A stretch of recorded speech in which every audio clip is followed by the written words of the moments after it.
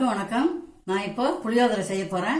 அதுக்காக 100 கிராம் புளி கரைச்சி வச்சிருக்கேன். எப்படி செய்யறேன்னு பார்க்கலாம் வாங்க. புளியோதரைக்கு 100 மில்லி எண்ணெய் ஊற்றிருக்கேன். கடுகு 10 கிராம் போட்டு தாளிச்சிக்கிறேன். கடுகு, உளுத்தம்பருப்பு, கடலைப்பருப்பு,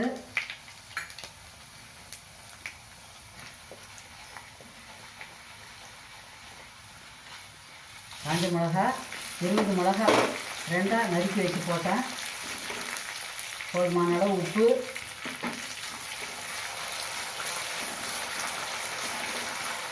கருவேப்பிலை தேவையான அளவு,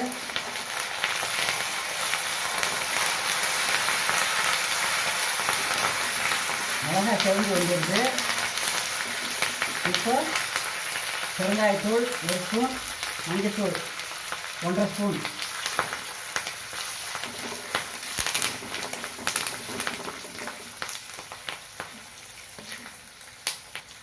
இப்போ 100 கிராம் புளி தண்ணி கரைச்சி வச்சுருக்கேன் இல்லையா, அதை ஊற்றிக்கணும்.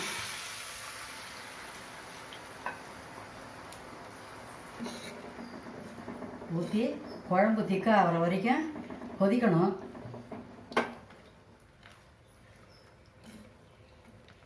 புளி வாசனை போகணும், அது வரைக்கும் கொதிக்கணும்.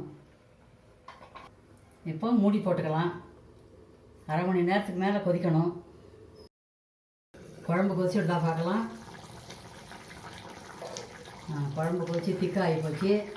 இப்போ புளியோதரை பொடி ஒன்று பண்ணியிருக்கேன். அதான் இதுக்கு ஸ்பெஷல் பொடி. இது 5 ஸ்பூன்.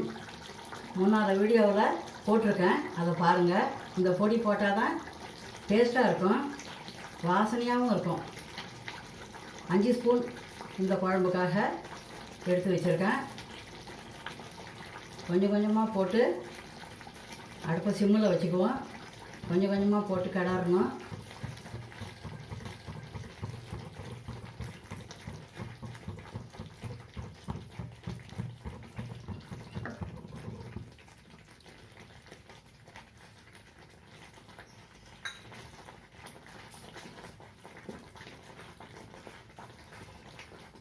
இப்போ சிம்மில் வச்சு கொதிக்கட்டும். ஒரு 2 ஸ்பூன் எண்ணெய் காய்ச்சி ஊற்றிக்கணும்.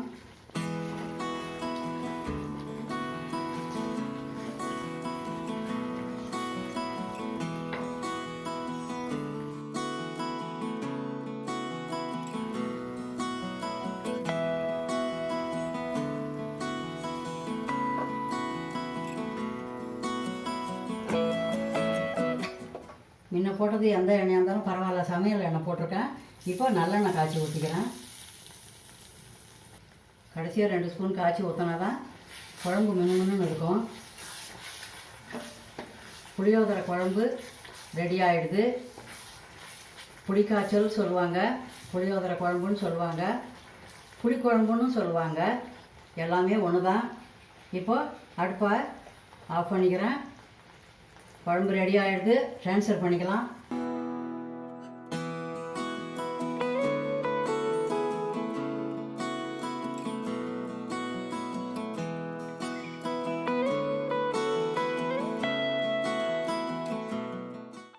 சாதம் வடித்து ஆற வச்சுருக்கேன். 2 ஸ்பூன் நல்லெண்ணெய் போட்டுக்கிறேன். அப்போ தான் சாதம் ஒன்றோட ஒன்று ஒட்டாமல் இருக்கும்.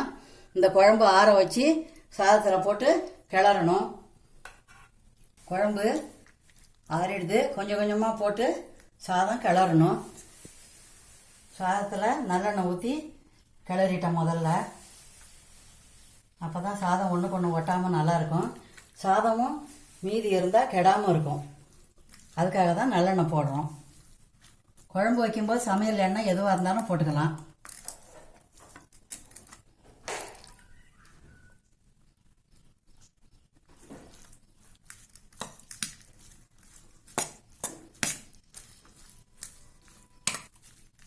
சாதம் கிளறும்போது லேசாக அப்படி தேய்ச்சி விட்டு கிளறணும். அப்போ தான் எல்லா சாதத்துலேயும் குழம்பு நல்லா ஒட்டும்.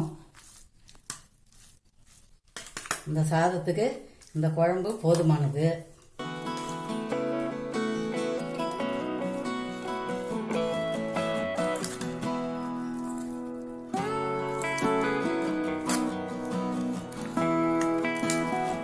சாப்பிடும்போது மிளகாயும் சேர்த்து சாப்பிட்டா நல்லாயிருக்கும். புளி காரமெல்லாம் மிளகாயில் ஏறி இருக்கும், சாப்பிட நல்லாயிருக்கும். கிளறினது போதும். மீதி குழம்பு ஃப்ரிட்ஜில் எடுத்து வச்சா 1 வாரம் வரைக்கும் கெடாமல் இருக்கும். சாதத்துலையும் போட்டு சாப்பிட்லாம், இட்லி தோசைக்கும் தொட்டுக்கலாம்.